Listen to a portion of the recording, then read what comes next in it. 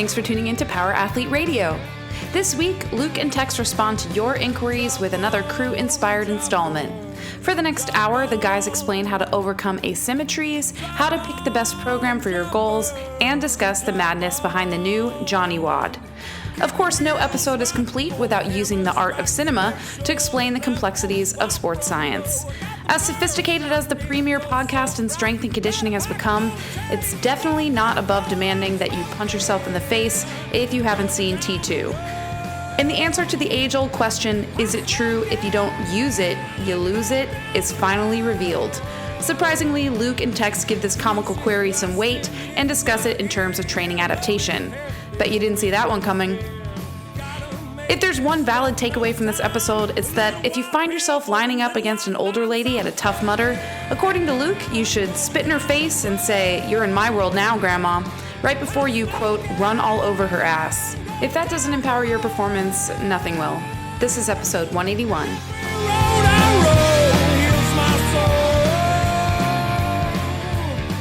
Power Athlete Nation, what is up? You have Luke, a.k.a. Schwarzenegger, and DeVito, a.k.a. Tex, here at Power Athlete HQ on a Hallows Eve. What is it called? Halloween, but isn't it like an old English All Hallows Eve or something? Dude, I don't know. It's been a long day. As soon as Ash put that Halloween music on, I bolted. Yeah. So I like Halloween. We just bailed. We're not fucking giving candy to trick-or-treaters. I'm not contributing to type 2 diabetes. We put a bunch of beef jerky out there, might be expired. We said, take one or you're dead. And Tex and I, beef jerky and creatine. Single-serving creatines. Exactly. So, we pop back in the office. Busy week this week, busy week last week, but we're going to get a little crew podcast going here. And we dropped a little post on Instagram here, people, to get your questions. But first, public service announcements. Keep your eyes peeled on powerathletehq.com/events as we start to roll out the 2017 schedule, which includes the CrossFit specialty course, sports-specific application, and we have a goal to get some Power Athlete clinics going.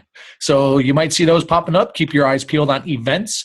And on obviously Instagram, we'll make those announcements. And number 2, powerathletehq.com/symposium. The 2016 symposium is going to kick off here at the first week of December, and it's going to be fucking killer. Probably like 1 month until it's 1 month, right? So get there, powerathletehq.com symposium. Check it out. It is a 3-day speaker event. We got some sick hotel deals giving you preferred rates right in the heart of Newport Beach at this bitching Civic Center for City Hall. It's a killer room. We got Aaron Osmus, we got Rob Wolf, we got Dr. Tom Inkledon, the man, the myth, the legend. Tex is going to be there. Andy Stump, Brad Schneider. All these people have been on the podcast. It's fucking epic. John Welborn may be there. Yeah, Josh Welborn. And rumor has it. And we're still working on getting some other people out there to share their expertise. It's all about strength conditioning, lifestyle, wellness, nutrition. Your mind will literally be blown. So check it out. Yes, this year we are going to charge a low registration fee, but here's the good news. All proceeds are going to Wade's Army. You want to talk about that? Yeah. If you got your uniform, Nerves of Steel, we want to see it. So it's as easy as just taking a picture, posting it on Instagram, drop in your raising awareness for neuroblastoma, and then tag at Wade's Army. And every photo we get from you, we're reposting. Again, just to kind of raise awareness, because Wade's Day is November 12th, fast approaching Saturday. You don't have to do the workout, right? Just the objective of this whole thing is awareness for pediatric cancer. Just raise that social media tide, make it a high tide, lots of Wade's Army in everybody's feed. And we want to start building. I mean, we're pretty close to the goal for this year, right, Tex? Yeah, just about 6 grand left. That's right. We hit the mark. We fund a phase 1 clinical trial. And again, that's an opportunity for 100 kids to get treatment that wouldn't have it otherwise. That's right. So, what else? Is there anything else you want to talk about? I just got some fan questions to answer. Fan? Are you sure they're fans, or are they just the way that they're curious about observers? The way that they're asking some personal level questions here for you and I. All right, let's get into it. We're just going to roll from top to bottom here and kind of keep updating because they keep coming in. So, very simple question. Not the first time we've answered this, but this comes from eMills250. He is a law enforcement officer with 3 days on, 3 day off schedule. Thankfully, minimal overnight shifts but however, his shifts are 13 hours. He asks, I can get approximately 1 hour workout some days before work, and if I go to bed at a decent time, would you recommend Grindstone or Field Strong? His goals are strength, speed, and power. He needs to be able to sprint in case a foot pursuit breaks out, and he needs to control during a possible struggle. And he also adds, thanks for everything. Who, me? You? Yeah. No, okay. He's thinking me, but you got to answer the question. Okay. All right. So here would be my thing on this. The absolute full service program is going to be Field Strong, but to follow it in its entirety during that with that shift work is going to be an absolute struggle. Sessions, I mean, if you want to knock them out of the park, are going to take 90 minutes, right? So I think a pretty good option here, well, one, you could do Field Strong if you're not going to trip out on the fact that you don't get to complete everything. Because that's, we'll come in when we were following Field Strong, and if it was a busy day, we only had 60 minutes, we would get as far as we could in 60 minutes, hit the buzzer, go home, shower, and get to work. So that is an option, okay? But if you have and need a flexible schedule, then utilize Grindstone. I mean, Grindstone is a program that has 2 mandatory days, two recommended days, an optional day. Now, here's how I would shake this out. If speed and power is truly something that you're concerned about, which I think rightfully so you are, get on Grindstone, leverage the flex days. On your off days, smash the mandatory workouts. I mean, go and crush them. And then pair that bad boy up with the speed program, right? And then keep your eyes peeled as well for Change of Direction is going to drop here before December. So keep your eyes peeled for that. And you throw those suckers in, we're going to tell you exactly how to stack it up. And that's pretty good combo because Grindstone's no joke. I mean, it's all about how you attack those mandatory days. And there's guys on there on the feed that are talking about their PRs. Not that PRs are everything, but they're certainly indicative of progress of strength and power, right? But what the fuck is a PR? You have to perform in your job, and lives are on the line. I mean, that's almost more important. Absolutely. So, but it's still upping the performance trait, and then coordinating that with the speed program or the Change of Direction program is going to be the way to go. In my opinion, I would recommend that. I'm telling you, Field Strong, full service, warm-ups, multi-year strength templates, plyo conditioning, well thought out macro cycles, microcycles. So you can't go wrong. It just depends on the type of person you are. Yeah? Yeah. That covers it. Next up, Wade B. Corbett, missed it. I have somehow developed a much larger right lat versus left. I focus in all my pulling on my left lat more than my right in an attempt to bring it up to speed. In pull-ups, I can feel my right side pulling more than the left, but find it hard to isolate and engage the left versus the right. Even just sitting here, I can engage the right much better. Any tips on how I may learn to engage the left side better, or should I do left-sided only isolation accessory work to try to develop its size and strength alone? So interestingly enough, we were just kind of talking about this. I think we were talking, maybe it's just us girls talking about it amongst me, you, and John. But one way we saw this problem fixed, solved, or saw people anecdotally feeling that they were balancing out, because there could certainly be an imbalance because of a unconscious ability to recruit that fucking lat. Like, you just don't know. This comes from exactly. So Tex is over here kind of pantomiming. Like, I was mimicking Luke. Whatever. Pantomime, mimic. Explain the difference for me. No, go ahead. Continue answering the question. But if you're right-handed and let's say you are a fucking desk warrior and you're always mousing with that right hand, or let's say you're drawing or constantly writing with that right hand, or brushing your teeth, or I don't know, maybe you're a lonely guy. If you're picking up what I'm putting down, you might just be overusing that, right?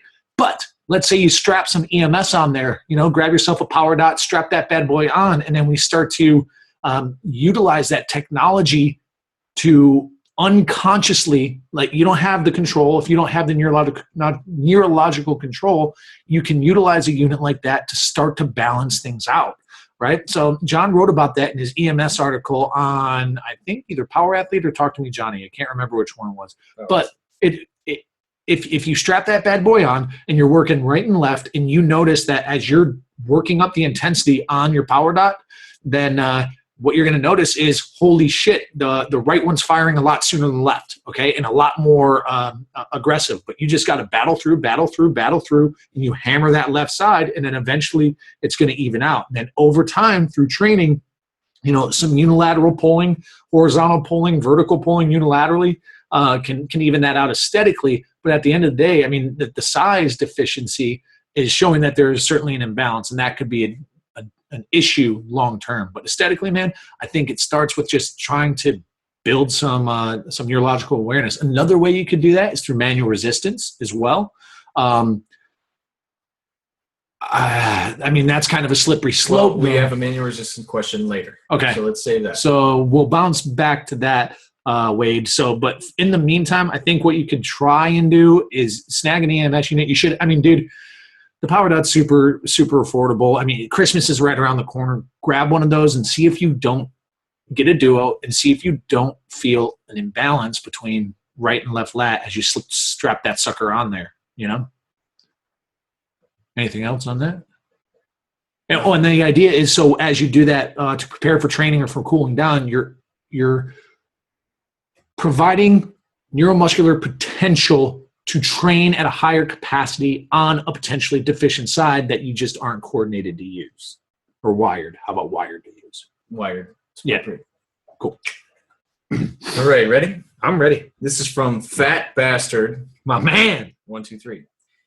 Been doing Power Athlete programming for almost a year. Those lunge and step up videos made me realize I've been doing it all wrong this whole time. Are there plans to do in-depth videos on other movements? If so, which and when? Also, let's just answer this first one first. Then we'll get to his next one. Here's the thing. Like, whenever we reach someone, either at a seminar or when we're coaching them, they're like, holy shit, I've been doing it wrong.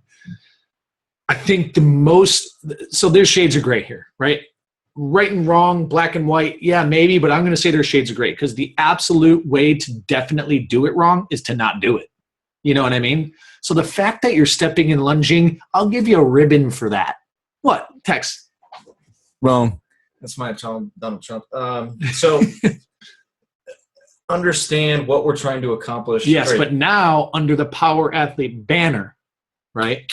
Coming under the Power Athlete banner and understanding that there is a larger goal here than just tallying reps, right? Yes, you've been enlightened, and I'm glad that you have been, and you will be a better person for that. And is there more information coming? No, this is the last podcast, and we're shutting the site down tomorrow. Oh my God. Just kidding.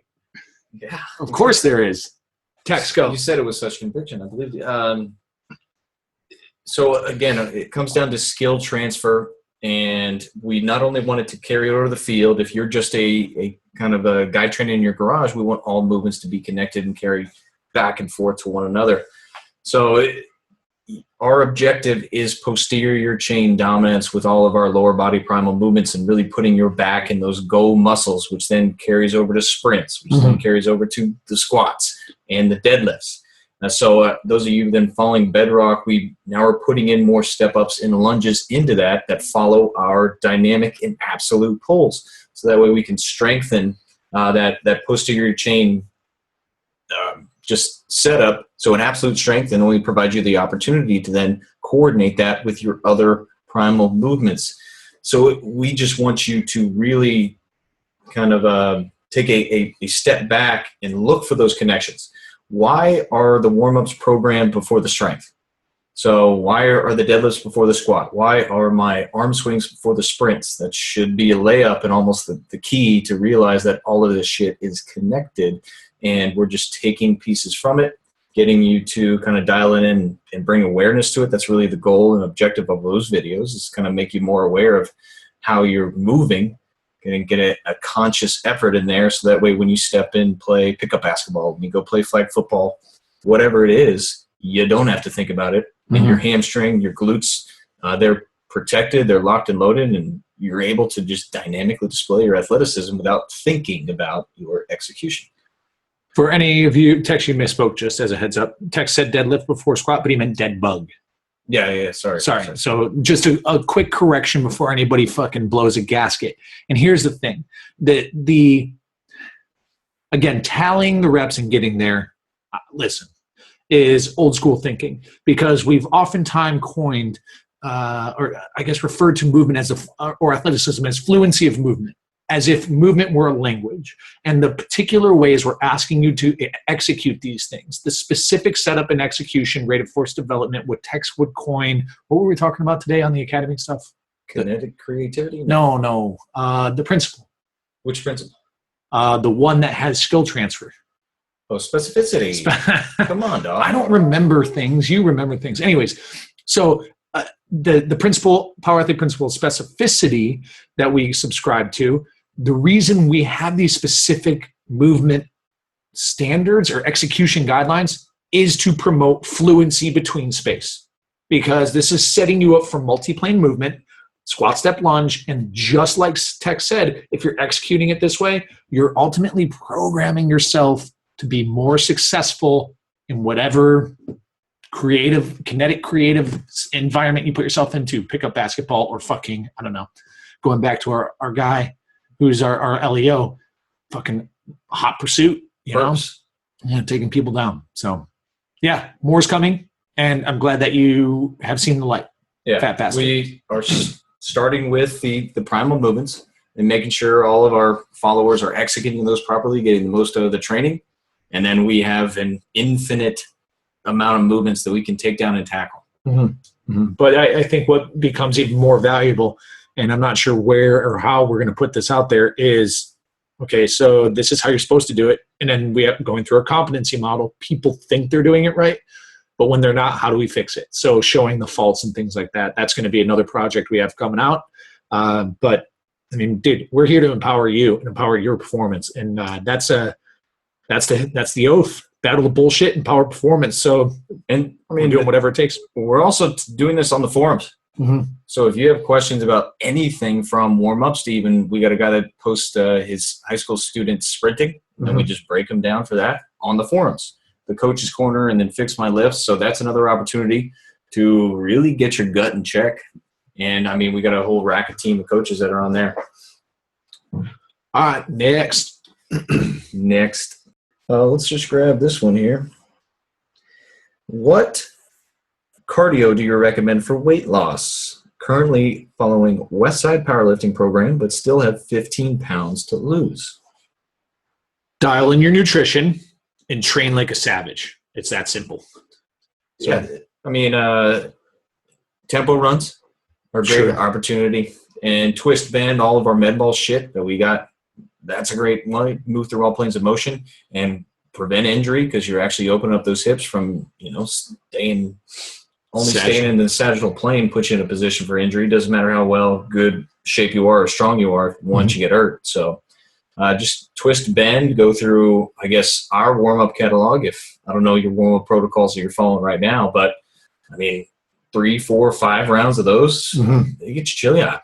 That's right. I mean, long and short of it, food quality being paramount, we just need to match up energy out versus energy in, and then back it down a bit or turn up the energy out a bit. There's got to be more work than you are consuming. So honestly, like Tex said, if your goal is to be a good power lifter, do like fucking something metabolically demanding, but also at maximal intensities. Right. So pairing a tempo run with sprints is going to increase your neurological efficiency, which would, increase your potential for power development in the most simple fundamental primal movement, the squat. Right. Yeah. So med ball work and sprints would be a great way to do it. Yeah. All right. We got a Jack Street question here. When working through Jack Street and it is programmed as go heavy, should the goal be getting all of the reps done without stopping at a heavy weight, or picking a weight light enough to do all of the movements without stopping. For example, on the current BFR training, the 40, 30, 10, 2 reps of bicep curls. Should I drop the weight to get 40 without stopping, or pick a weight that I will have to set the bar plate weights down for a few seconds in between reps? So for the BFR stuff, you want to be able to go, you want to go unbroken. Blood flow restriction. Yeah, the blood flow restriction stuff or the occlusion stuff that we have in Jack Street is not, it's not about the weight. It's about the reps and about failing around that rep range. So you want to be able to get your 40 reps, but you shouldn't be able to get 50. Does that make sense, Tex? And then that's going to cascade down to once you hit 30, things get real, and then 20 and 10, you're about to barf. But now let's say you see something that says go heavy on like a dumbbell row.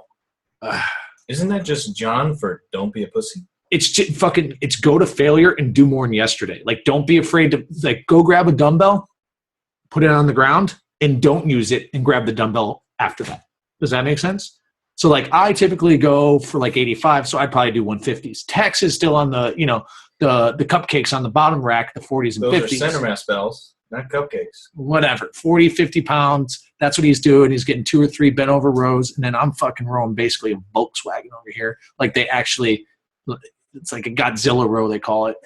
No, so go heavy on that stuff. I mean, dude, here's the thing. Like, I'm like a bent over row or any accessory work, you call it anywhere from like 8 to 10 to 15 reps, but just go fucking heavy. Like, grab a weight that you're going to do and then do a heavier version. Try that and see what happens. And that should be a common theme over the life cycle of your training. Not necessarily like, oh, week 1, I just did fucking 15 rows with an 80-pound dumbbell. Now I'm going to go to a 100-pound dumbbell and get 15 rows. And then the next week after that, I'm going to go to 150s and get 15. It doesn't go that fast. That's not how it works. But fuck, who gives? Maybe strap up and try and crank on that 150 one day. See what it feels like to be a big boy. Get the gorilla biscuits. Tex, maybe you should think about that. Did I answer the question? Yeah. So for the BFR stuff, though, the way the physiology behind that, get the reps. And then if you can, start to think about doing more than yesterday over a couple of weeks, but it's about the reps. And scene. Tex, what do we have for our next question? Mr. Felton asks for in-season D1 rugby player, pre-med science major, grindstone, or as much of Field Strong as I can attempt. You're local. Oh, you stalking? Well, I just clicked on his thing, and he seems to be going to a local university. Keep your eyes peeled for an in-season program that'll solve that problem over the next couple of weeks. If you don't want to go for the in-season program and you do want to hack, quote unquote, either grindstone or Field Strong, both approaches honestly work. I'd liken it to the LEO deal. You know what I mean, Tex? And I'd even say if you're going to hit grindstone, grab the sprints and just skip the volume, right? And especially for in-season, skip the volume and special endurance, hit your intensity days? Question mark? I'm asking you. How many games do you play in a week? In season? Is this like, are you on scholarship rugby? Is this club rugby where the season lasts 8 months and you play a game maybe once a month? I don't know. So it all depends on game day. After game day, don't be tempted to take that day off. Hit training hard. And then I'd say the just mandatory grindstone, but then you got to hit all of our planes of motion, all of our warm-ups that we prescribe with Field Strong, and then your off-season, 100% Field Strong. Mm-hmm. Yeah, totally. And let's go back to the day after. So we remember talking with Maddie up in Germany, and he's like, fuck off. I'm not fucking after a rugby match. Listen, go as hard as you can the day after your game. But what could that potentially look like, Tex? Rep maxes. Yeah. Your person. The bar. Yeah. That's a rep max. Yeah, exactly. And move, get nice and warm, get the blood flowing, and just move the bar fast, right? As best you can. Because, listen, you might show up looking like shit run over twice because you had to fucking match of your life the night before. But it's a great opportunity to minimize the detraining effects from the high levels of competition of in-season fucking matches, right? Yeah. And then prolong the performance traits that you gained all off season through the length of a season. Cool? Do it. All right. Here is our MR question. What are your thoughts on improving strength and power for a weight-restricted athlete? Being in the Marine Corps, I have a weight, height, and body fat limitations. Well, I'm currently 5'10", 200 pounds. I am overweight by Marine Corps standards, as I should weigh under 191. My saving grace is that I keep my body fat percentage under 18%. Marine Corps measure body fat by using tape method, neck and wrist. My current squat My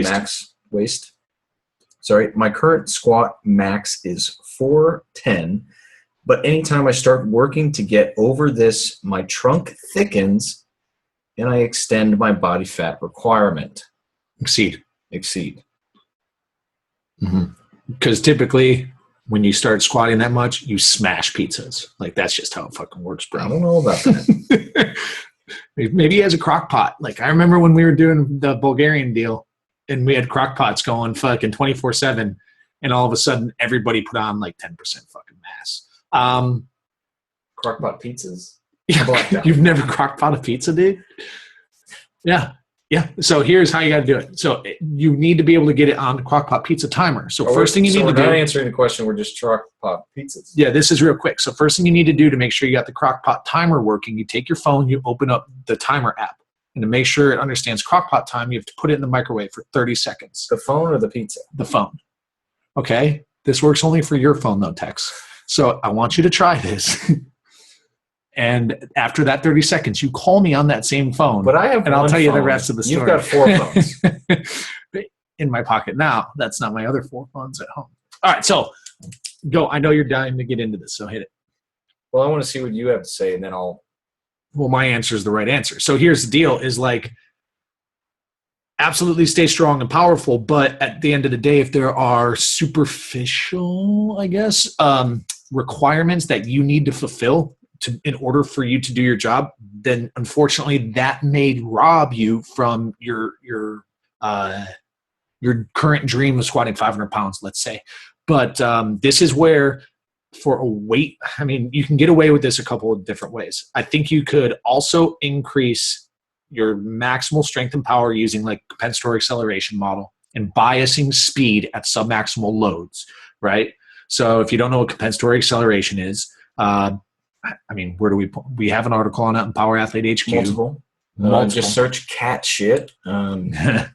Should come up. Yep, cat shit. Compensatory acceleration training. Cat shit. Literally shit. The word shit as well will help the search results. That's not a joke though. And then, and dude, I mean, going back to sprints, it's the most, I think, underutilized tool to increase neurological efficiency, which would contribute to improved strength and power, right? So we're all lifting weights. We're all cultivating mass through lifting weights, but we are not fucking deploying that mass to be how we would like it to be functional, we being the power athlete demigods, which is fucking like, high octane speed, power, right? Reactiveness. So this also, I guess you could throw in your MR stuff too here, Tex. This is probably what you were talking about. Yeah. And both of these things are not necessarily about, theoretically not about inducing a large amount of hypertrophy, right? It's about being as efficient with the musculature that you have, right? So you're exposing and attacking central nervous system efficiency through this style of training. Predominant. Creating more neurological pathways for all of our primal movements. Mm. So the squat, the lunge, the step up, especially our vertical pulls. And then I love to do a little minimum resistant pec fly. Mm-hmm. So that's where you would lay flat on the bench with your hands up like a dead bug. So palms facing one another, thumbs up position. So you can give yourself a high five. And then you would have a partner then place their hands just inside your wrists. And you're fighting like hell to maintain that high five position, that up of the fly. Now the partner is as if elevator doors were closing and they put their hands in there. and they're trying like Terminator 2 to rip open the elevator doors. Okay. If you haven't seen Terminator 2, here's the best way to see it. Open up your palm and put it about 6 inches from your face, and then smash yourself in the face because you should have seen it by now. It's 2016. Go see T2, and then you'll understand manual resistance. Did that help, Tex? Sure.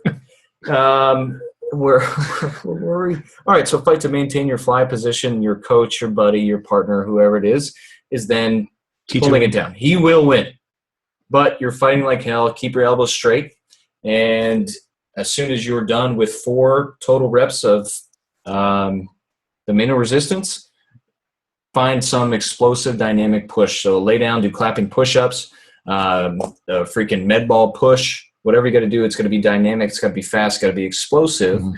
And that's where we're going to increase your power.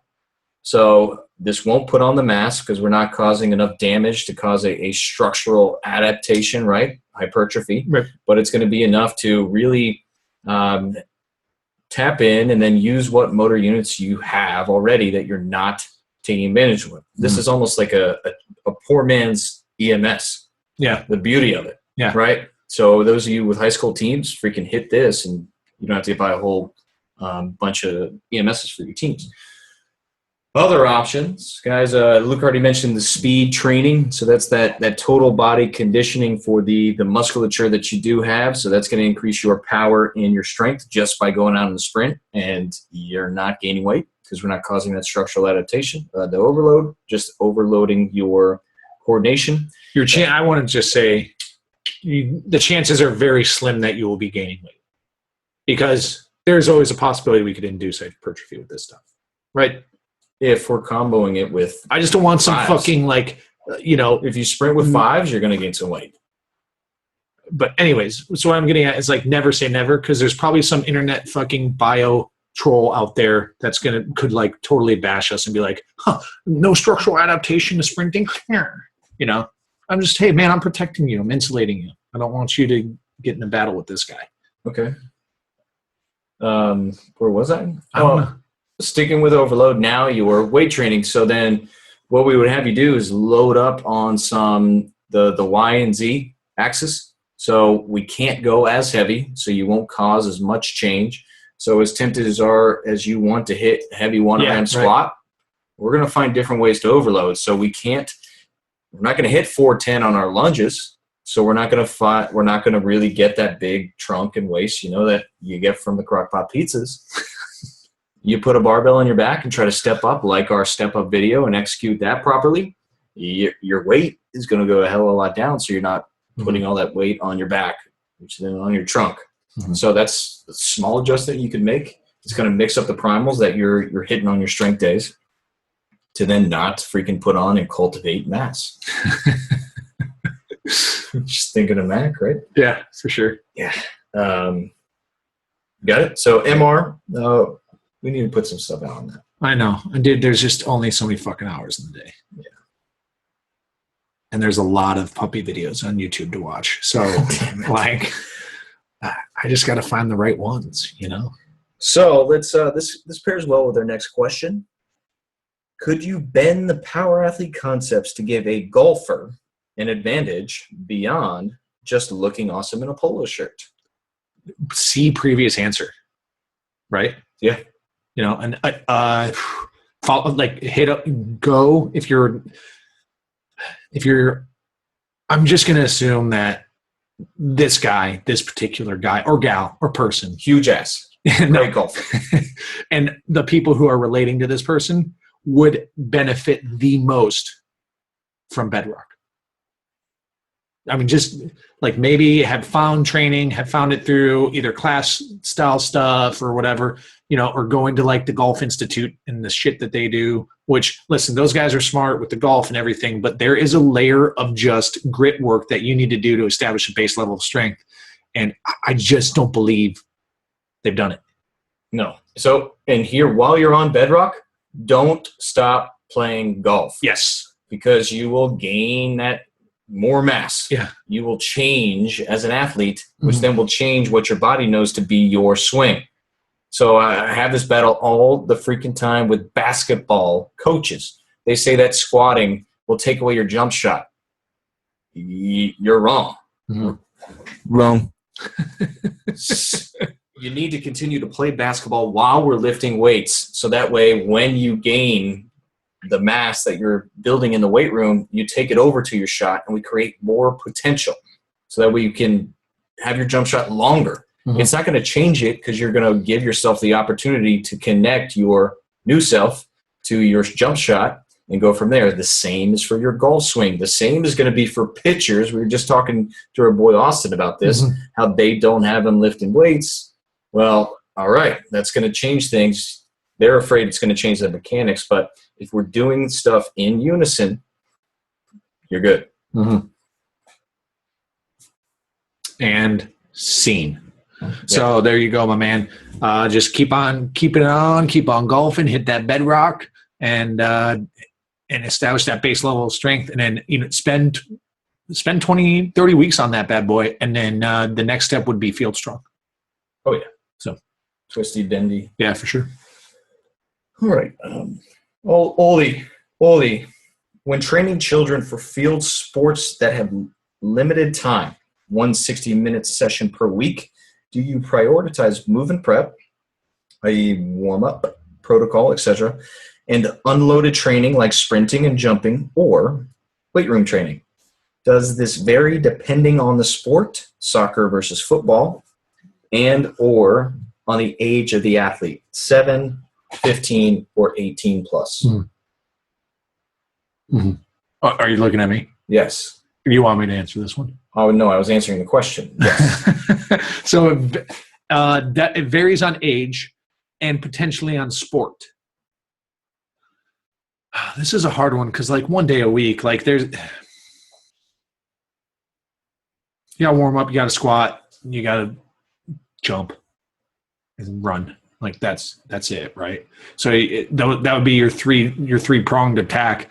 But I think a larger mission would be, okay, so these people can maybe only afford or reserve this time with you, the coach. Like, there's other opportunities outside of the gym. And if you can create a culture or a commitment for these guys to do something on their own for even 20 minutes, 30 minutes, whether it's the warm-up protocols and movement prep, I would really try to just get some outside of the gym homework going 3 days a week. Yeah, and that was going to be my answer. You're basically in your 1 hour teaching them how to do the homework for the rest of the week. Yeah. And that's about all you can do. So that hour is going to be very valuable because you're educating them on how to move. And then you just have to give them more swings at the bat. That doesn't make any sense. Mm-hmm. Swings with the bat, more cracks at the whip. That's what I was looking for.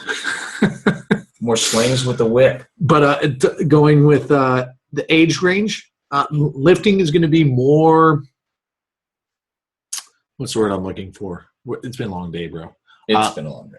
Lifting is going to be more appropriate. I guess you're going to see better out of a sexually mature athlete, right? So that tends to be 15 to 18 is when guys are going through puberty. So you'll get more out of a proper, like, attempted progression, of, let's say, a squat and press circuit or a squat and pull circuit or something like that.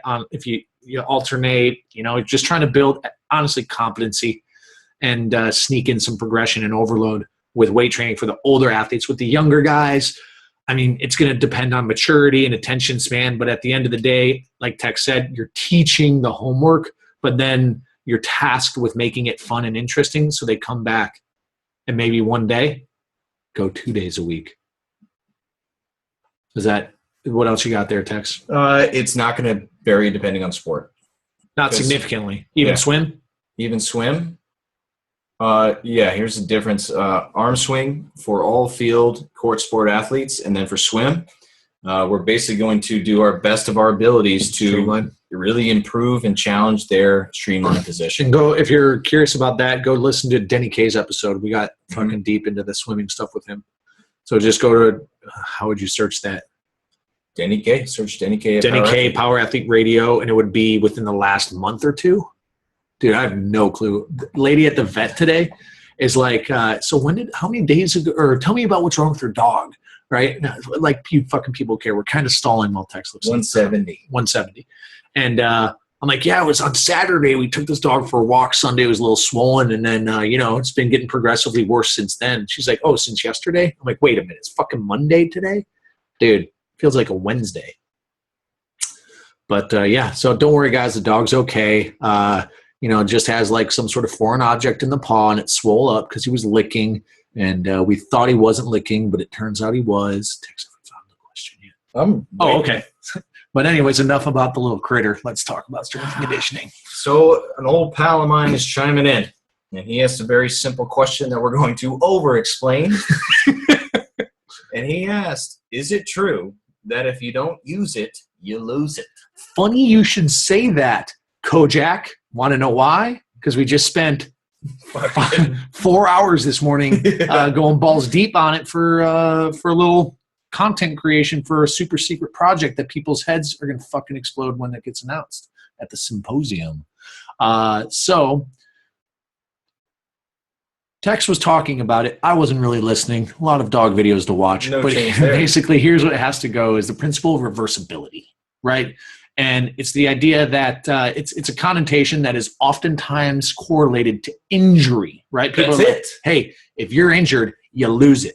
But guess what? Here's another fucking situation where you might lose your abilities is if you change focus in training, right? If you have a strength phase and then you go to a speed phase, is it possible, Tex, that if it's not correctly programmed, that you could see a decline in total strength? Yes. And So, it also, go ahead. this is where we battle traditional kind of block periodization. And then those of you that have been following Field Strong, you've been doing exactly this for how many years we've been doing this?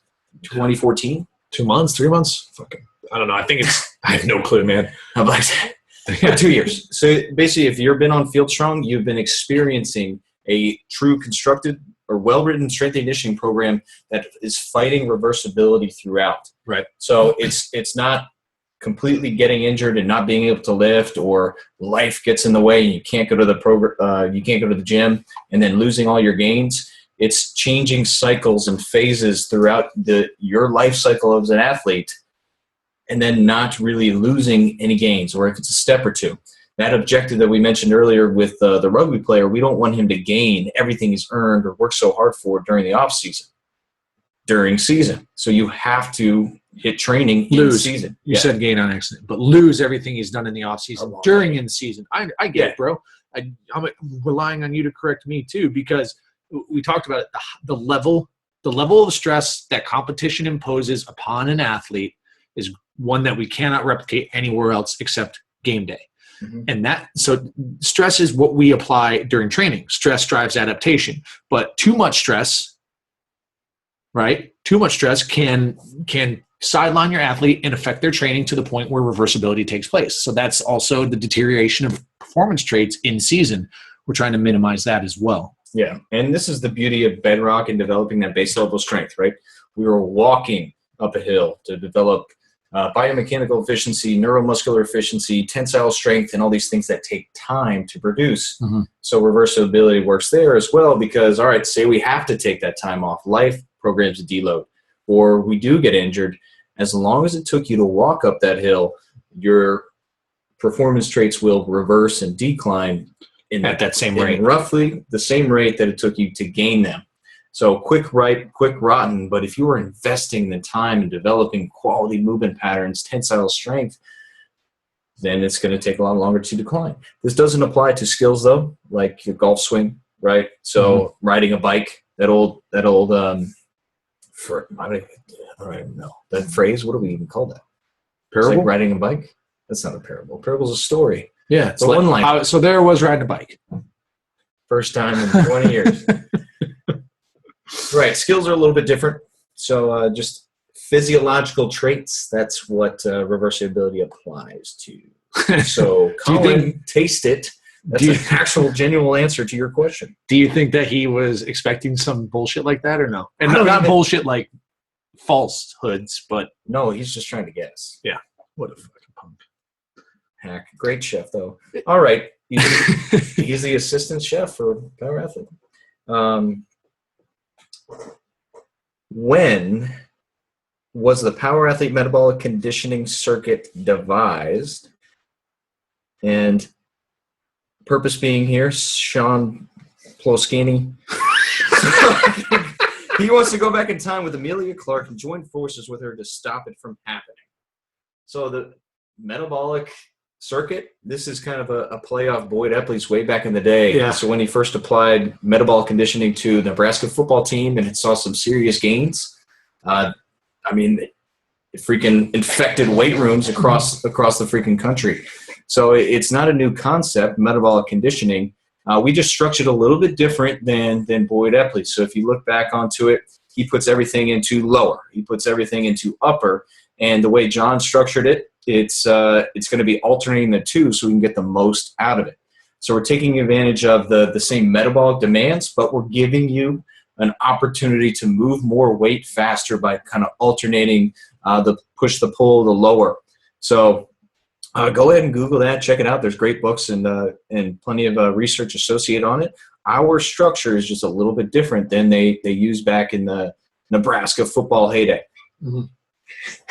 Oh, no, I was just seeing if there's any more in this little thing John sent me. But there's not. You just smashed it. Yeah. So, yeah, and Kyle Vander Bosch I can see on the as the example.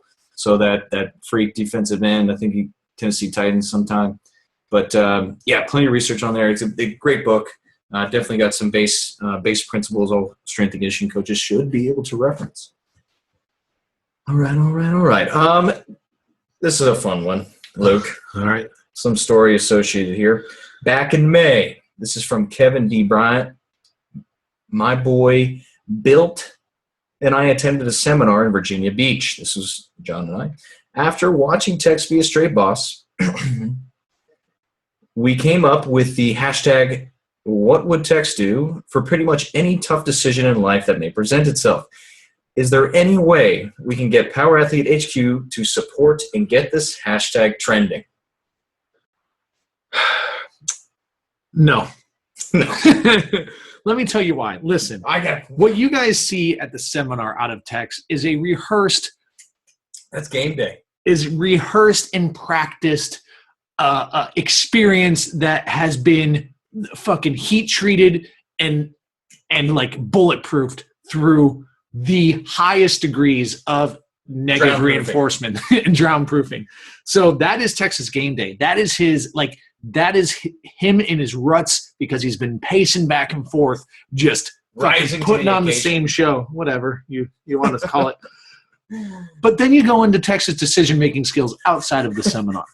For example, Tex texted me, or maybe posted on Facebook, I think a month or so ago, with what he thought was a fucking home run Halloween costume of Jake Plummer. Well, it was until I went out for Halloween. But here's the thing. Tex is more what I like to call Tex is a linear thinker. Like not a nonlinear thinker sees 3, 4, 5, 6, 7 points beyond the decision point he's putting forth today. So like understanding the consequences, the cascading effect, ripple effects, and that's part of his initial planning phase. Okay.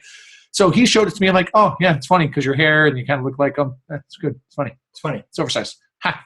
It's oversized. Right. But unbeknownst to me, so Tex is a single guy, ladies.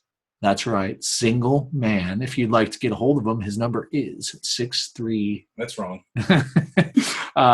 So he's like, hey man, I'm going to be in SoCal. We're doing a bunch of stuff for the academy, and I'm going up to Hollywood to hang out with my cousins and let's go. We're going to have some fun and pick up some chicks. And then when I heard, I didn't say that, not in those words, but that's your intention. It's like, hey, maybe you meet a girl. I mean, there's nothing wrong with that, Tex. I mean, some people do Match.com. Other people just go out into the wild and introduce themselves to people, which would be my preferred approach. But I'm fucking got these chains. I'm tied down. I'm going nowhere. Okay.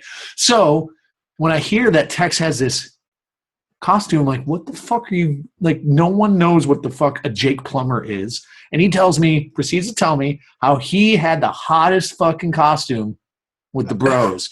Because, it's funny. Let me lay it. So my cousin is Ric Flair. Woo! Yeah. So he's got the white wig, the sunglasses, and basically like a bathrobe, fucking feathers. He's Nature Boy, baby. Nature Boy. And it said on his robe, the Nature Boy. Yeah. And then you got Jake Plummer. I grew an actual mustache. Mm-hmm. So you can do that, folks. Barely, but I mean, it was good enough. It's good. It's good. It's good. So, all right. So we just roll into the bar. I mean, we're having a good time, just ordering some big boy sodas, and we were the most popular costumes in the bar. I will say that. It's But just with the catering wrong to the wrong demographic. crowd. Yeah. So we had guys coming up all night. It was 1-2 Ric Flair. Like, fuck. So I mean, I had a good time. I just didn't have as good a time as I would have initially planned, in my mind. So the hashtag, where is this one at, Tex? What would Tex do? It's not what would Tex do, it's what should Tex do. And the answer to what should Tex do is always consult John. Because if you're going up to North Hollywood, you obviously go as like a sexy cowboy. You get some really tight Wranglers. An actual plumber. Or an actual plumber. Yeah, but you got to show that chest hair off, and you got to be able to like maybe wade through some of the alternative lifestyle guys out there to find the woman who's looking for that hairy fucking, for coat you're wearing. Well, I was just looking for the one Broncos fan. Dude, trust me, the odds are much higher that you find like, oh, that's a cool plumber outfit than, oh, Jake Plummer from 2004, hilarious. I'm just telling you. So what should the hashtag, my man, Kevin, is what should Tex do? And it will be followed by the hashtag consult John. Because John is not only a life coach and mentor, but has experienced things that Tex and I can only dream of. So his level of advice has survived the highest of expectations, I guess, right? But I guess what he also had was the NFL on his side. And we are just... We are the epitome of D3 All-Stars. Yeah. So there you go. That's your answer to that. Well, I bet if you heard that story, you just hit the fast forward 30 seconds button 3 times, and now we're back to actual talking. So Tex, what are we doing? All right. This one, Justin Ziegler here asked, Jay-Z. with Johnny Wad taking full penetration on the internet, will there be a merch to go along with it? Yeah. Okay, so let's do this one. Short answer, yeah, you could probably see that coming. It's like too good not to do it. But so interestingly enough, we had a dude totally hating on us, just absolutely trolling the Johnny Wad info. Had no clue that Johnny Wad was like a kind of a joke. We're mocking the eliteness, the elite culture surrounded by Wad, and that there's only elite performance. And John's taking it back to a day with the Johnny Wad where, hey, it's about going in and just fucking hurting yourself a little bit and showing up and trying to do more than yesterday and have some fun while we're fucking doing it. Anyways, so this guy fucking goes on to like try to smash us. And John's finally like, hey, you realize this is like a fucking joke. And the guy's like, no, what? No. So anyways, it's just too good not to have a bunch of shit out there that says like, don't blow your wad or stupid shit like that people are going to love. So answer is keep your eyes peeled. Probably see some of that. I don't know. If I had to guess, 4 months, 5 months, we got a busy couple months ahead of us. So next questions for Jay-Z. Will there ever be another competition between Luke and Tex similar to that of our Deuce Gym That experience? Happens every day Tex and I are together. It's always happening. Tex is trying to keep up, and I'm always the one smashing time you it. win. The one time I win, Tex. I mean, there couldn't be a more predictable outcome between you and me in any sort of competition. How about max pull-ups? Is this? Somebody actually asked this. Yeah. Well, max what? Should we do it live? No. I hurt my shoulder. Yeah, we'll probably do some shit. I mean, I don't know. We've had plenty of on the road footage, and it's just a matter of scrubbing it and getting it out there, man. There's some good shit. Fucking of me smashing text and everything. And then finally from Jay-Z. And last but not least, will there be a series on med ball training in the Power Athlete educational material? Absolutely. Because just kind of peeking in and observing athletes on the road at these seminars execute these movements, it is needed. Yeah, we're doing it all wrong. So just getting back to the basics, maybe learning how to do stuff, and can be, especially these planes of motion that require, I guess you got to move through all planes of motion. God, it's been a long day. It's like 10 o'clock. Med ball work forces you to move through all planes of motion and separate your shoulders from your hips. So we're adding kind of med ball work in the lunge position.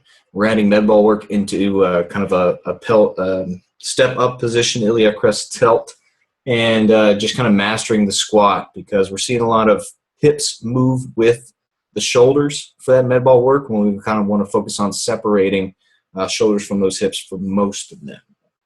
So the answer, yes to all of those? Yeah. Oh, the next question is the pull-up one. Yeah. So here's the thing about the strict pull-up contest.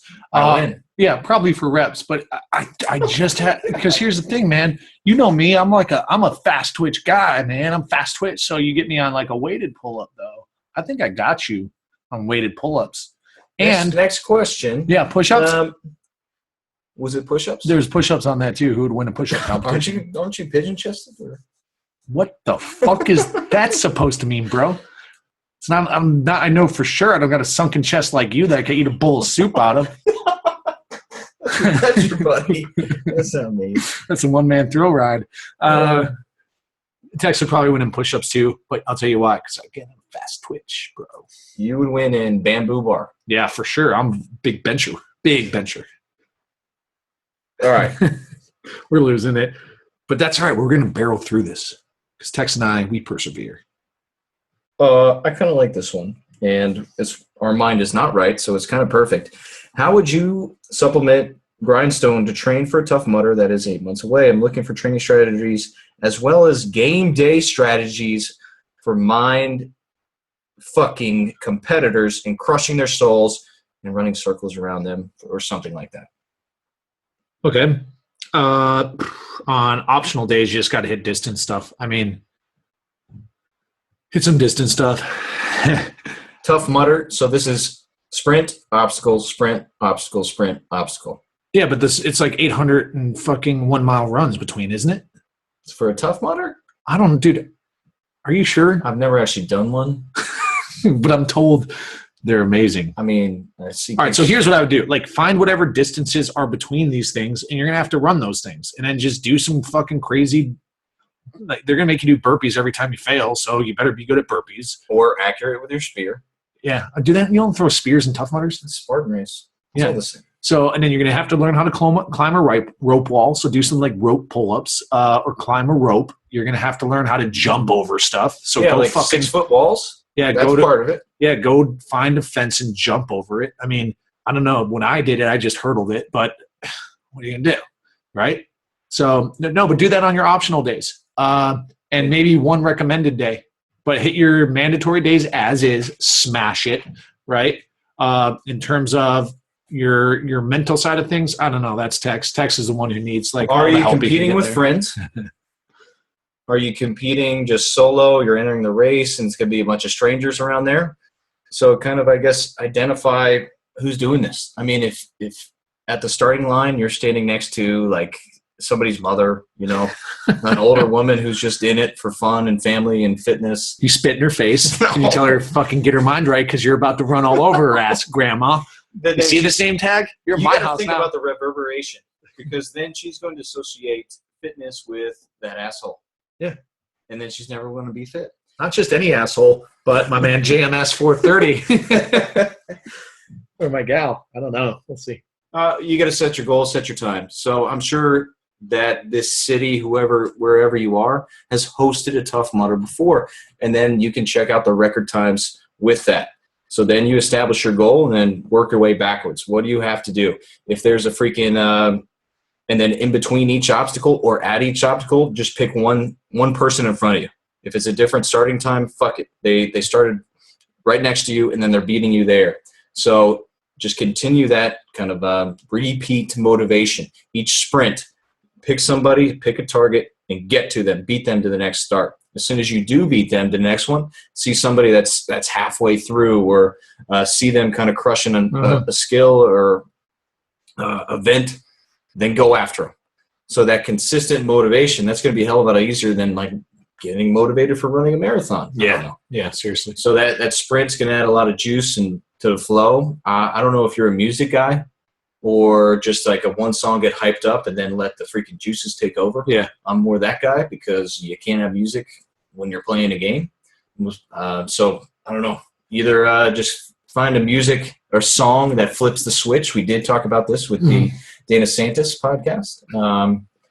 Or just try it, dude. Go watch that, or if you haven't yet, maybe this guy will try that fucking meditation thing, dude. I woke up from that meditation and could have been a nurturing person or a fucking serial killer. If someone could have just implanted in my mind what to be, I would have been that.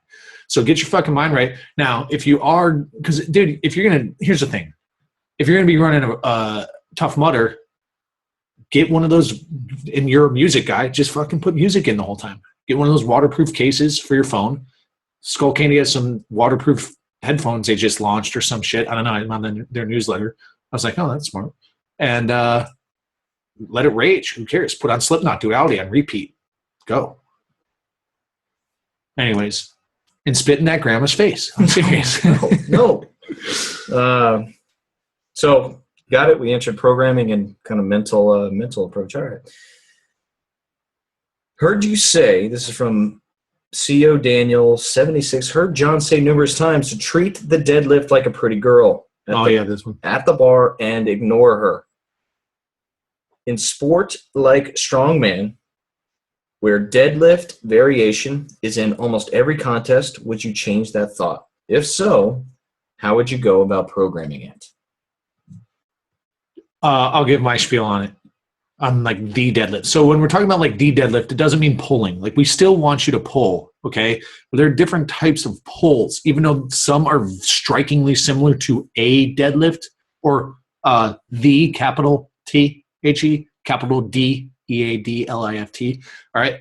That is the day when you fucking like you're going to black out. You're pulling so hard and so fast and it's going so heavy. And maybe it takes 22 seconds. Hey, listen, that happens to people, okay? That's the deadlift, okay?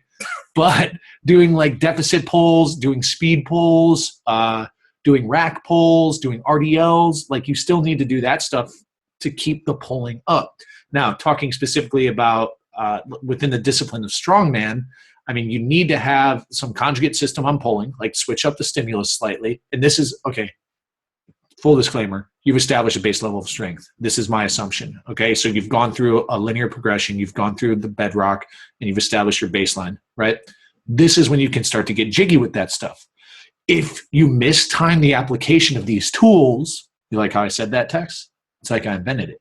If you mistime the application of those tools, aka DAWs, right, you are setting yourself up, you're not putting yourself in a position for long-term success. And I know it's like, oh, but strongman's so fucking hot right now and I want to do it this year. Listen, dude, heavy stones will be around next year. So will the Husafeld stones and like the tire deadlifts and stuff. Like take the time, build a base level of strength, and then start getting jiggy with like a conjugate pulling system and your fucking fieldwork strongman stuff. How exactly would I program it? I don't know. I just do whatever Logan told me to do. Skill work Saturdays. Yeah. So I don't know. Did you want to jump in on that? No, nailed it. Tensile strength. Oh yeah, because that's strong, the man. thing. Yeah, yeah. That if you take the time to just consistently attack it with a program like Bedrock, I'm not sure if there's any other ones out there like that. You are setting yourself up for long-term success. Everybody wants this shit now. Listen, I love Google. I Google things all the time. I don't even know anything anymore because I Google it. Okay. But and I mean, this instant go. Yeah, we're on Instagram a lot with the social media king of the world, Logan, at Functional Coach. And it makes it look really easy, but it's not. So what you don't see are his, Instagram that he doesn't post. Yeah. Well, he pays for his followers. I'm sorry. But where was I going? Just Google. Oh, we're in instant gratification mode. But the unfortunate thing is the best way to set yourself up for long-term success and the proverbial gains with a Z is to take the time to do it right out of the gate. Right? Yeah, and that is, we were actually having this conversation with John. Most people want to skip to step 4 from step 1, and then whether it's ego being a factor or a number of different things, but what do they have to do after they fail so many times? They go back to square fucking one, man. So barreling forward. Barreling forward, this is the only question that we actually prepared for, and I forgot what I said. But if you could wipe a common, trendy exercise off the face of the world, the earth, what would it be and why? So let's go through kind of the talk we had when we were talking about this. Is like my initial response is the air squat. And here's why, okay? But I'm not sticking with this. Like I got no qualms with the air squat, but like, why not just do a weighted squat? You know?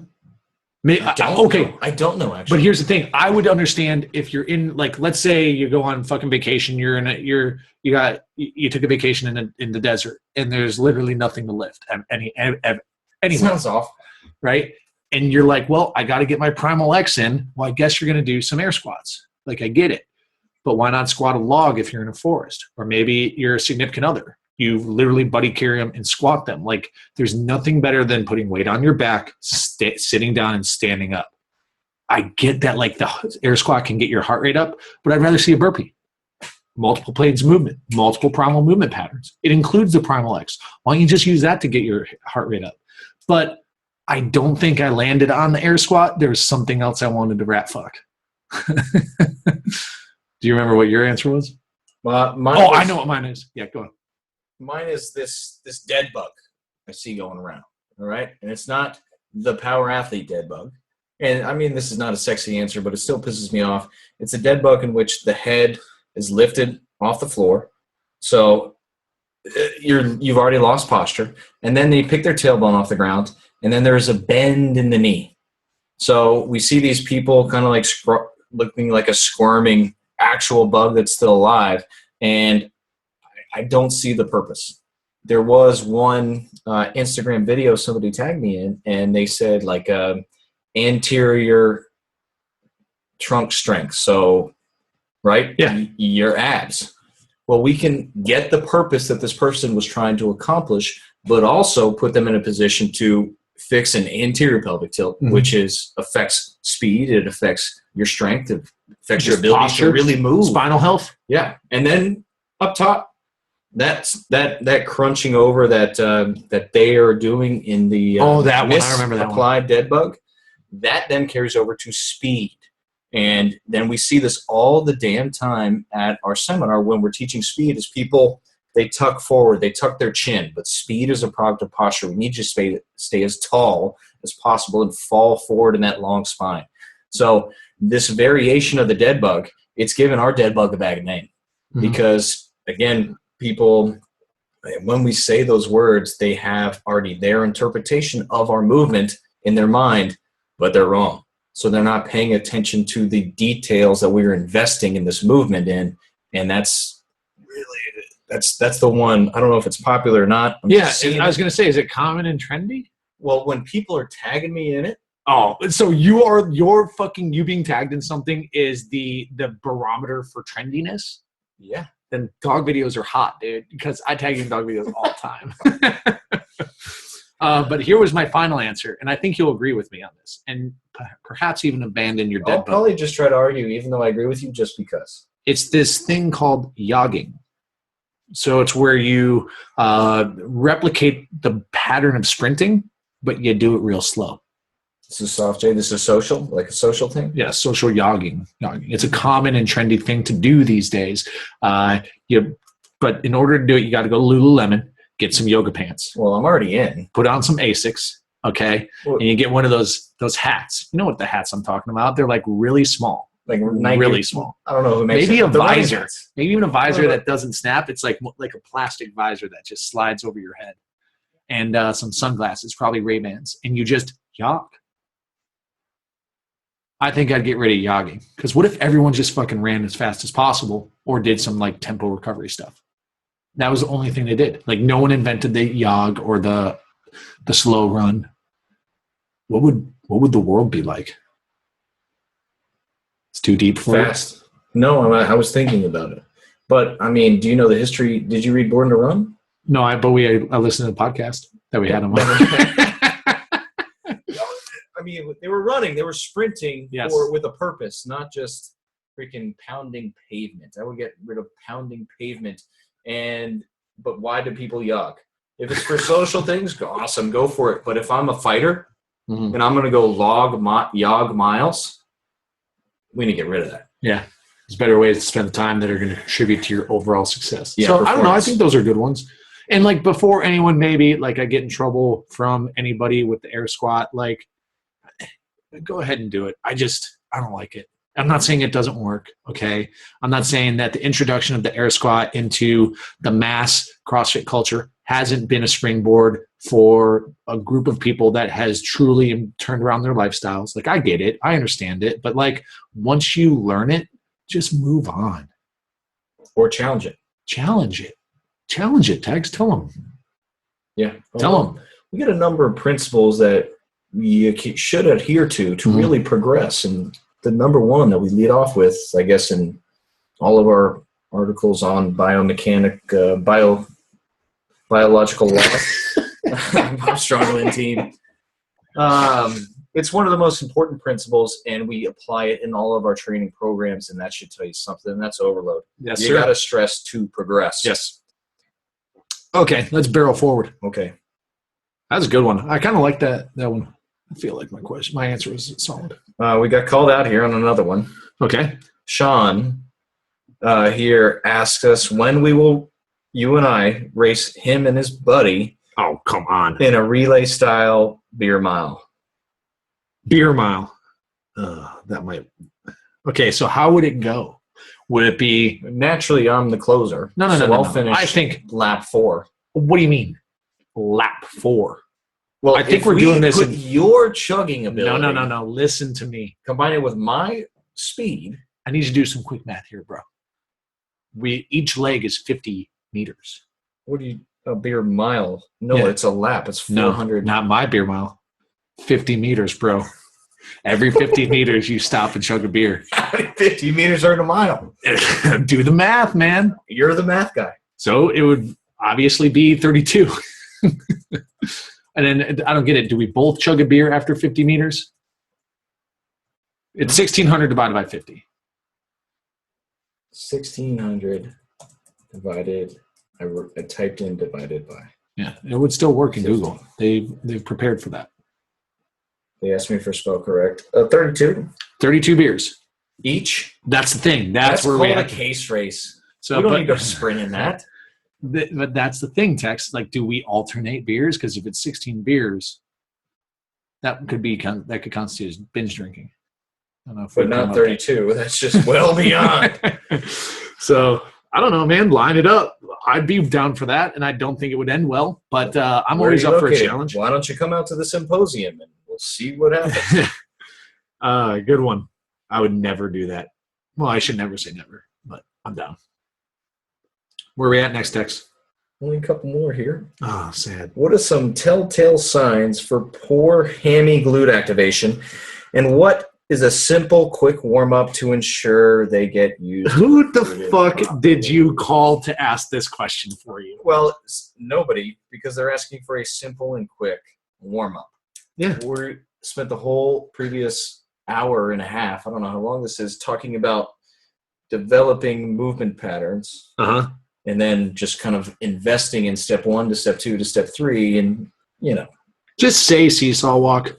I didn't want to say seesaw walk. They asked me for a simple and quick one. I've got a simple and quick one. Okay. I'll let you lead off, though. Some telltale. Okay, so how about this? So here's where I would go. Is if your glutes and hamstrings don't get sore from hinging and squatting and pulling, that would be a telltale sign that you have a deficiency in recruitment, right? Now, the nerdy stuff I've learned from Tex over the years, a good way is like a leg cradle. If you have a hard time balancing on one foot, you tend to have anterior dominance. And if you always are hobbling around, and this maybe not like the first time, but Try it. yeah, after a Standing few right reps, you should be able to fucking feel like you're sitting in, like using your hamstring to keep your tib fib from rotating, and you're pushing your big toe into the ground to maintain your balance. Like, it's just that simple. So once you figure that out, you should feel it should feel like you're using your posterior chain. That's all. I don't know how else to put it. Good note. I was going to go somewhere else, but while we're on the topic, that's the first thing I do when I walk into a weight room I've never been in before.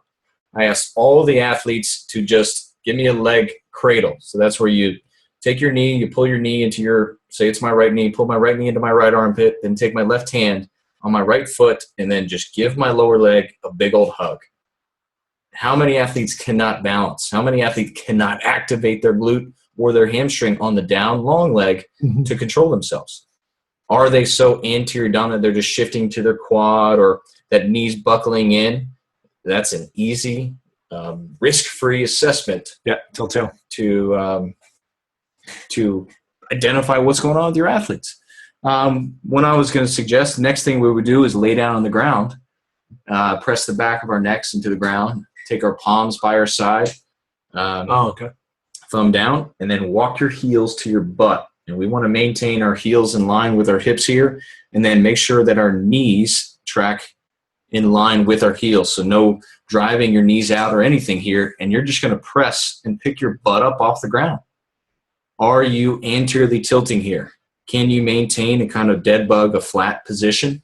And then the challenge there, so we get an opportunity to activate right and left glute, right and left hamstring at the same time. Now what we're going to do is pick one heel up off the ground. So keep the knees in line with one another and almost push that heel away from you, not like tall like a dead bug. It's just a knee extension. Knee extension, yeah. But keeping that the hip and femur muted on that leg that you're extending the knee up. Yeah. So like a straight line from the heel to the head, not heel facing the sky like a dead bug.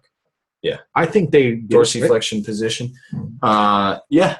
And then we're looking for any shift, right? Rotation, shift. Any deviation from their hip position with both heels on the ground. Mm. So it's relying on their hamstring and glute. Are they quitting? Are they favoring? Are they driving their knees out? Are they trying their damnedest to activate their glutes? Externally rotating. The outside foot. Are they switching to plantar flexion? All this shit. Any deviation from kind of that solid setup position is going to tell you everything you need to know. And guess what? These are not only the assessments. They're the correction. They're the corrective exercise. They're what also do we typically? Corrective exercise. Is that how we say it? Yeah. So that's where. Doesn't sound right. That's why all of our warm up and shit like that's superior. Yeah. Yeah. Warm up is diagnostics, and so it's like it's not only the corrective, it's the fix. That's what. Yeah. Right. Except when we're in the zone on game day, it just sounds more elegant. Elegant. Sorry, people. Listen, it's good information, though. Don't be confused by the shoddy packaging. It might be coming in a brown bag and sound like verbal vomit, but the information is good, okay? Just give us a break here. Go ahead, Tex. What do we got next? Any recommendations for modifying Field Strong toward prepping for a powerlifting meet? Let's watch this guy lift. Hang on. Okay. Everyone else can kind of watch along with us. If you are not driving, go ahead and pop on your mobiles and search the Sean Jacobs. He's not private, so go ahead and watch him lift here. Oh, he's doing nice. He's in chucks. That's good. Toes are pretty forward. Driving back. It's okay. I'm not mad at this guy. I don't know. I guess 335 by the end. Dude, I don't know how long you've been doing this, but my guess would be it depends on how competitive you want to be in this lift, the powerlifting meet. But I guess I wouldn't change it at all. Approach. How long does he have? He doesn't tell us. 6 weeks out. Don't change anything. You got to dance with the one you brought, bro. 6 weeks is just don't change anything. Get after it. Be smart. A week approaching. Don't do anything that's going to potentially detract from your performance. And I would say just get your mind right. Be courageous. Enjoy the fucking what's the word I'm looking for? Arousal. The aroused state that you. If this is your first one, dude, it's going to be awesome to get under a barbell and fucking just smash some weights. And then Tex has something to say. Yeah, here's what I want you to do. I want you to film all of your competition lifts from the front and the side. Get two girlfriends, tell them to show up. Don't tell them about each other. Get them to show up. Ask one to film from the side, and then one head on. All right? because this competition load, as Luke said, will be greater than anything that you can replicate in your training. You got the hype going. That's where you're going to see all of your limiting factors appear because of this extreme overload. So if you're filming from the front and the side, go ahead and send us those lists, and then you know what we're able to do? Let's give you a formal assessment at a maximal load that will then tell you what your deficiencies are, that you can start to build a strength and conditioning program around it or supplement your field strong. Mm-hmm. This will probably be ankles, could be hamstring, could be a lot of the stuff that we're already dealing with. So it's going to be not, what words did he use? It's not modifying anything. It's working on your individual limiting factors that are preventing you from really exceeding further. So that's how I want you to approach this. You're not modifying anything. You're just individualizing your limiting factors to the program, because John's already done the hard work for you. Mm-hmm. Don't overcomplicate this. Yeah, but I mean, we can't pretend like field strong is the answer to being an elite power lifter. But I mean, if you're just trying to get strong, and be a good mover and get a solid base of movement, then following PA1 on field strong verbatim and smashing the workouts as they're programmed and crushing the warm-ups with the specific execution guidelines written out or demonstrated in the video demos is going to put you in the right place to be pretty fucking competitive. You know what I mean? So, yeah, and post your videos on the Field Strong feed. We'll get back to you. Yeah, I'm just trying to get his videos to load here. I think it's my internet. Yeah, I don't doubt it. All right. I mean, so I think we answered Harry was Woodshop. I'm clearly Schwarzenegger, and DeVito is DeVito. I think we got them all text, didn't we? I mean, this guy talked about the sports hernia. Go to a doctor. I think there's maybe a joke in there somewhere, or maybe it's serious, but just go see a doc that you trust. I like Dr. Tom Incledon. Let him get his hands all over you. I know. How do you check for a sports hernia? You call a buddy. You get a 6-pack of beer. You drink them. Take your pants off, and you ask your buddy if that looks normal. And if it does, I think you're in. No? We're going to have to check fucking WebMD on that. But no, we got it, bro. We smashed it again. I guess that's it. Signing off. Thanks, guys, again for listening. Check out the symposium. Check out what was the other thing we were talking about? The events. Get to a seminar. Yeah, we got a lot of cool shit coming in 2017. Yeah, for sure. And it's all going to be popped off during the seminar. Keep your eyes peeled for Black Friday deals with apparel. All good stuff, man. Tex, hey, great talking to you, pal. Haven't seen you. Good talk. It's not like we've been fucking working 18-hour days for the past 10 days, just slugging coffee and smashing rice and chicken. I can't tell you how many burritos in the past 10 days. More than 8. But thanks, guys, for listening. As always, this is the premier podcast in strength and conditioning. I am Luke. That is Tex. Tex, say I'm Tex. Wrong. That is Tex, and that is it for Power Athlete Radio. Alrighty, guys. Goodbye. See you later. Bye. Now it's time for you to empower your performance. To learn about any of the programs discussed on this episode, including Field Strong, Grindstone, and Johnny Wad, head to www.powerathletehq.com. This year's Power Athlete Symposium is now open to the public for the first time. If you haven't heard of this annual Knowledge Fest, it's basically the most badass 3 days spent in SoCal. Rub elbows with fellow power athletes and soak up the wisdom from guest speakers like Rob Wolf, Andy Stumpf, Aaron Ausmus, and Brad Snyder. Of course, you can expect that the Power Athlete crew will also be leading the weekend with the latest and greatest out of HQ. Registration can be found at powerathletehq.com/symposium, and it closes on November 23rd. Hope to see you there. Until next time, bye!